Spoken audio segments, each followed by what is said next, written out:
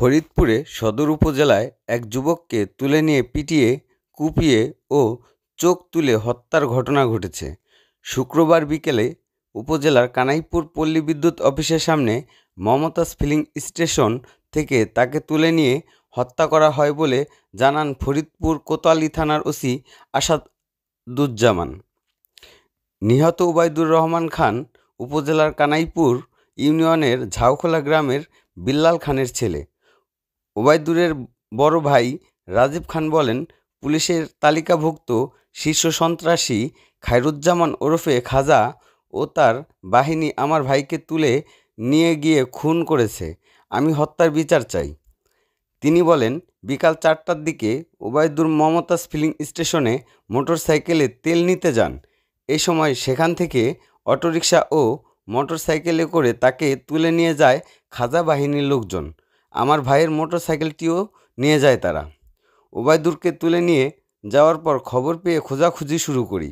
ঘণ্টাখানেক পর জানতে পারি কে বা কারা তাকে ফরিদপুর মেডিকেল কলেজ হাসপাতালে নিয়ে গেছে। তার চোখ খুঁচিয়ে উপড়ে ও একটি পা ভেঙে দিয়েছে তারা। ওবায়দুরের শারীরিক অবস্থার অবনতি হলে সন্ধ্যা 7টার দিকে ঢাকা মেডিকেল কলেজ হাসপাতালে নেওয়ার পথে রাত 8:30টার দিকে তিনি মারা যান বলে জানান রাজীব। ফরিদপুর মেডিকেল কলেজ হাসপাতালের চিকিৎসক মোসাম্মদ তাহিরা বলেন, ওবায়দুরের অবস্থা আশঙ্কাজনক। তাকে উন্নত চিকিৎসার জন্য ঢাকা মেডিকেল কলেজ হাসপাতালে স্থানান্তর করা হয়। পথে তার মৃত্যুর বিষয়টি নিশ্চিত করেছেন ওই যুবকের ভাই। প্রসঙ্গত, খায়রুজ্জামান খাজা দীর্ঘ 20 বছর ফরিদপুরের অন্যতম বাণিজ্যিক এলাকা কানাইপুর সহ আশপাশের অঞ্চলে সন্ত্রাসী কর্মকাণ্ড করে আসছিল।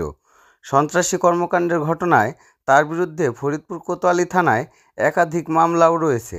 এদিকে এই ঘটনা শুনে সাথে সাথে ছুটে যান কেন্দ্রীয় মহিলা দলের যুগ্ম সাধারণ সম্পাদক চৌধুরী নায়েব ইউসুফ, জেলা কৃষক দলের আহ্বায়ক রেজাউল ইসলাম, মহানগর যুব দলের সাধারণ সম্পাদক তরুণ বিশ্বাস, গোলাম মোস্তফা মিরাজ, সদস্য সচিব ফরিদপুর মহানগর বিএনপি, ফরিদপুর মহানগর কৃষক দলের সিনিয়র সহসভাপতি আবু বক্কর সিদ্দিক, ফরিদপুরের অতিরিক্ত police super Shailen Chakma, OC Asaduzzaman সহ অনেকে।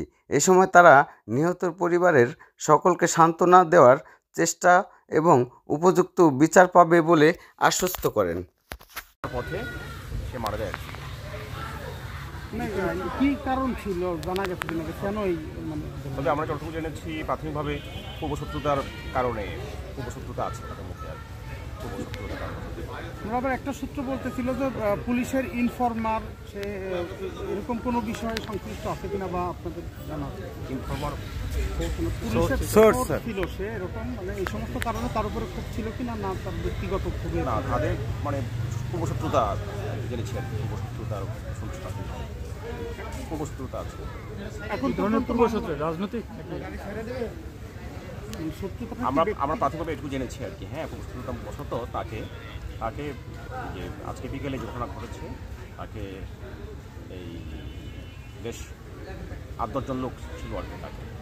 তাকে অতর্কিত এসে এই যে একটা এখানে একটা পেট্রোল পাম্প আছে, মমতাজ পেট্রোল পাম্প, হ্যাঁ, পাম্পে এখানে ফিলিং স্টেশনে সে মোটর সাইকেলে এসে তেল নিয়েছিল আর কি। তেল নিয়ে ভিক্টিম ওবায়দুর তেল নিয়েছিল।